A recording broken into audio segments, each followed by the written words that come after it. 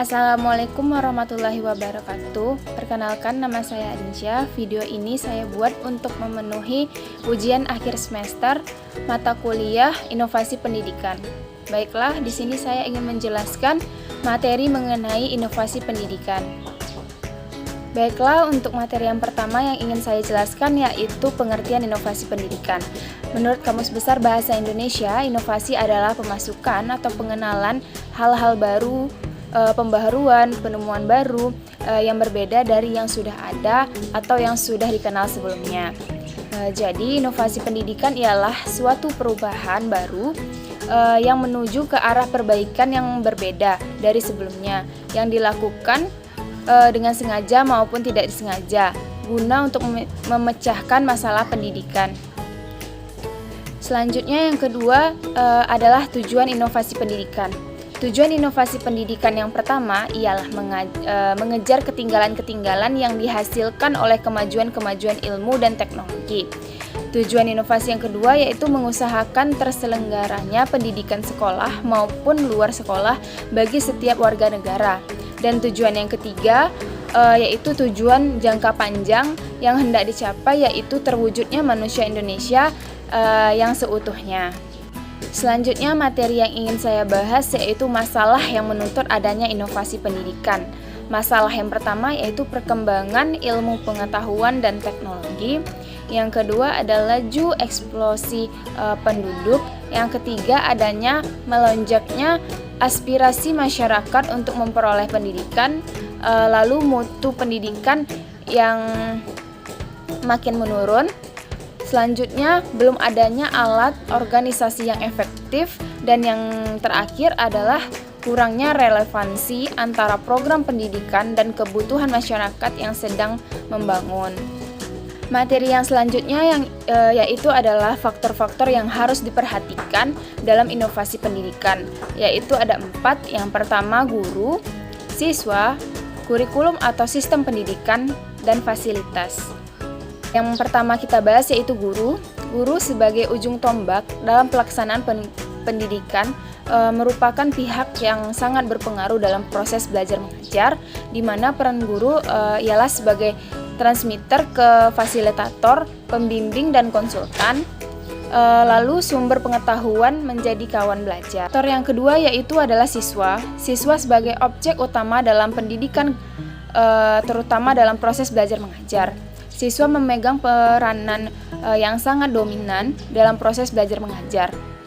Siswa dapat menentukan keberhasilan belajar mengajar melalui penggunaan inteligensi, daya monitorik, pengalaman, kemauan, dan komitmen yang timbul dalam diri mereka tanpanya ada paksaan.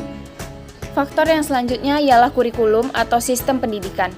Kurikulum atau sistem pendidikan meliputi program pengajaran dan perangkatnya merupakan pedoman dalam pelaksanaan pendidikan dan pengajaran di sekolah.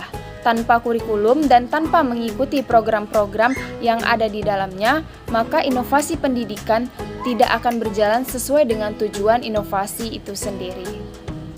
Faktor yang terakhir yaitu fasilitas dalam belajar mengajar.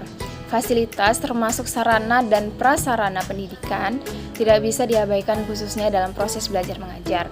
Tanpa adanya fasilitas, maka pelaksanaan inovasi pendidikan akan bisa dipastikan tidak akan berjalan dengan baik.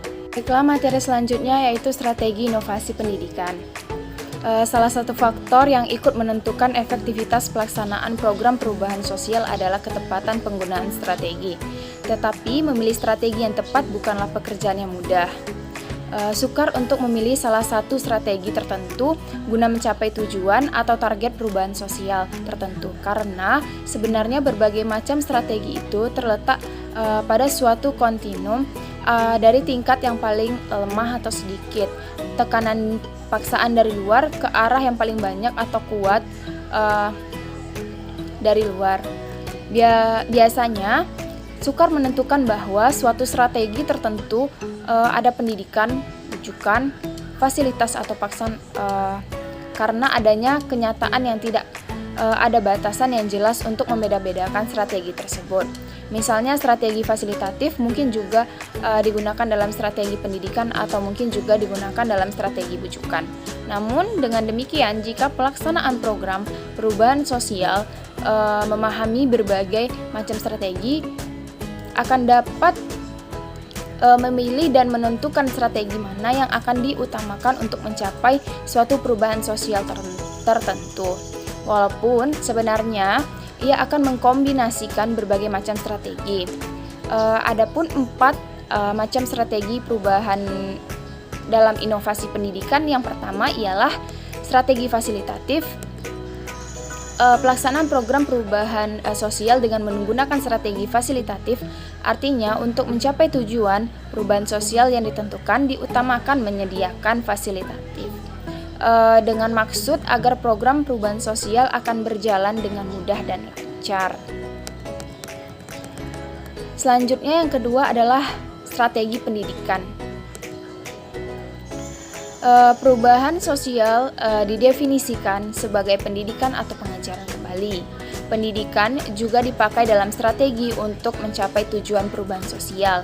Dengan menggunakan strategi pendidikan, berarti untuk mengadakan sebuah perubahan sosial dengan cara menyampaikan fakta, dengan maksud orang akan menggunakan fakta atau informasi itu untuk menentukan tindakan yang dilakukannya. Lalu yang ketiga ada strategi bujukan, yaitu program perubahan sosial dengan menggunakan strategi bujukan, artinya untuk mencapai tujuan perubahan sosial dengan cara membujuk agar sasaran perubahan atau klien untuk mengikuti perubahan sosial yang direncanakan.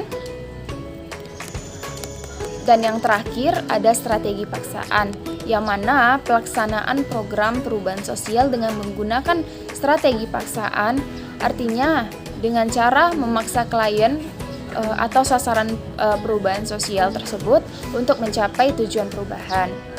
Yang selanjutnya yaitu karakteristik inovasi pendidikan, yang mana karakteristik inovasi pendidikan terbagi menjadi 5. Yang pertama adalah keuntungan relatif, yang kedua kompatibel, yang ketiga kompleksitas, yang keempat ada triabilitas, dan yang terakhir adalah dapat diminati. Yang selanjutnya yaitu inovasi dan modernisasi, yang mana inovasi dan modernisasi ini adalah dua hal yang berbeda, yang mana inovasi merupakan perubahan ide atau praktek atau objek yang dianggap sebagai sesuatu yang baru oleh seseorang atau sesuatu sistem sosial. Sedangkan modernisasi yaitu perubahan sosial dari masyarakat tradisional ke masyarakat yang lebih maju atau modern, yaitu materi difusi dan diseminasi. Difusi merupakan proses penyebaran informasi dengan menggunakan saluran dan waktu tertentu pada sistem sosial. Sedangkan diseminasi yaitu proses penyebaran informasi yang direncanakan. Materi yang selanjutnya yaitu proses keputusan inovasi, yang mana proses keputusan inovasi ini yang pertama ialah tahap pengetahuan, yang kedua yaitu tahap bujukan, yang ketiga tahap keputusan, yang keempat tahap implementasi, dan yang terakhir adalah tahap konfirmasi. Materi yang selanjutnya yaitu kurikulum atau sistem pendidikan. Inovasi kurikulum dimaksudkan sebagai suatu ide, gagasan, atau tindakan tertentu yang dianggap baru dalam bidang kurikulum untuk memecahkan masalah dalam dunia pendidikan.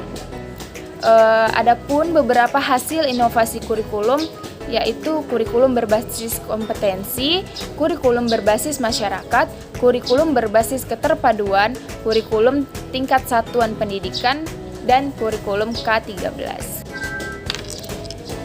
Materi yang selanjutnya yaitu masalah pendidikan sebagai sumber inovasi.